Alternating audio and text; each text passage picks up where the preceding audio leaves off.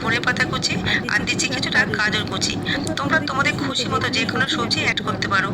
আর দিলাম একটা কাঁচা লঙ্কা কুচি আর 1 টেবিল চামচ গোটা জিরে। এই জিরে কিন্তু আমাদের হজমে সাহায্য করে, এছাড়াও এই রেসিপির টেস্টটা অনেকটা বাড়িয়ে দেয়, তাই জিরেটা একটু বেশি করেই দিলাম। এখন সব কিছুকে খুব ভালোভাবে মিশিয়ে নিয়েছি। সবশেষে দিয়ে দিলাম চা চামচের 3 ভাগের 1 ভাগ খাবার সোডা। এই খাবার সোডার বদলে অল্প একটু ইনোও দিতে পারো। ইনোটাকে হালকা হাতে মিশ্রণের সাথে খুব ভালো করে মিশিয়ে নিলাম। মিশ্রণটা আমাদের একেবারেই রেডি।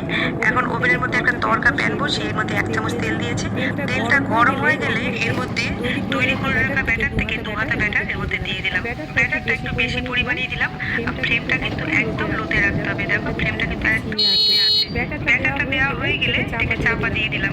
আর তৈরি করতে একদমই সময় কম লাগে, হাফ মিনিটের মধ্যে কিন্তু তৈরি হয়ে যায়। 30 থেকে 40 সেকেন্ড পরে ঢাকাটা খুলে এটাকে উল্টে দিয়েছি। আর এই সাইডটাও যাতে ভালোভাবে